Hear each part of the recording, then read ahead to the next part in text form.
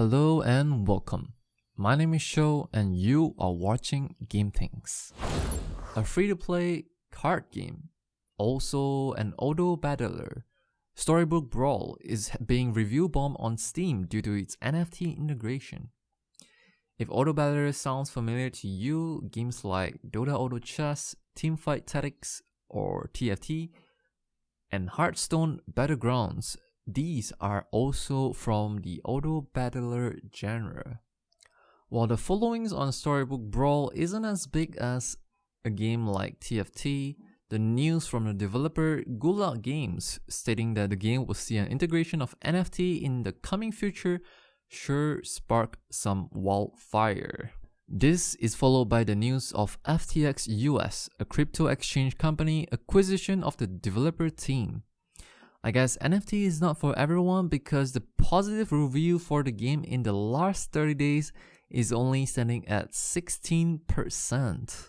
All that being said, FTX US stance is that they will be adding the NFT element in an ethical way by making sure fun comes first. I will take it as it is, and even if they were to include NFTs as something like, say, cosmetic for the game, the community sure have made their stance clear right out of the gate. Then, we have a piece of news on GTA. For the game's online mode, players are getting GTA Plus, which is a new optional membership program aka subscription exclusive only for the GTA Online on the PlayStation 5 and Xbox Series X as well as Series S. With GTA Plus, player is getting a monthly 500,000 GTA cash directly deposited into their account, as well as having access to member-only discounts, special vehicles upgrades, and much more.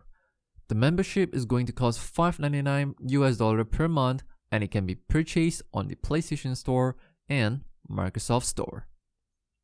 I know this isn't necessarily for everyone, but for those who cares, it is there waiting for you. And I guess from a business standpoint, Rockstar is certainly doing their job. Would be even better if they can tell us more about the next GTA already. Let's just hope that D-Day will come faster than we expected. One thing that you can always expect at this time into the video will be the flash news. Players from Gran Turismo 7 who logs in at least once anytime starting 25th of March 2022 until 25th of April 2022 will receive 1 million in-game credits for free as a compensation for the dumpster fire that the game had caused after its patch update, which had not only resulted in server outage but also changes the economy of the game, specifically the World Circuit events, which had caused imbalance of in-game reward system without noticing its player base. Apex Legends 9 vs 9 control mode will return with the time-limited Warriors Collection event. This event starts at 29th of March and will last for 2 weeks long until 12th of April. Caustic treatment on Kings Canyon map is added into the mix, now with Olympus and Stormpoint to choose from. There will also be 24 event-limited cosmetics to collect, purchasable with Apex coins and crafting medals, so make sure you don't miss that. For hunters of unique badges, well, 1600 points is what you can earn per day, and challenges refresh daily. As long as you're playing the event, I doubt you will miss that part. The last thing that I want to add on is the next-gen update for PS5 and Xbox Series X and S owners. On the same day of March 29th, players will be able to play the game in 84K on the PS5 and Xbox Series X, 60 frames per second and HDR support for both Series X and Series S, as well as on the PS5. Future update will also unlock 120 frames per second gameplay for all three named consoles. PS5 specifically will also be getting an update for adaptive triggers and haptic feedback. For its 25th anniversary, One Piece is getting a new JRPG title called the Piece Odyssey. This game will be directed by Ilka, who is also the developer who worked on the Pokemon Diamond and Shining Pearl remake. Bandai Namco had posted an announcement trailer as well as an interview video with its producer Katsuaki Tsuzuki. You can check out both the trailer and the interview with the link down below in the description. Piece Odyssey is targeted for a release window sometime in 2022 for the PlayStation 4, PlayStation 5, Xbox Series X and S, and PC. And if you have been in the gaming world for long, you should already know. Delays everywhere. The same is for Suicide Squad Kill the Justice League, which initially targeted a release window in 2022, had been pushed back into spring of 2023. This is a pack-action adventure game developed by Rockstar Studios with the help of publisher at Warner Bros. You can check out the game's story trailer as well as the gameplay trailer with the link down below in the description. Usually, I'm excited to see a pop-up notification from Nintendo on their YouTube channel, but this time it's not quite that.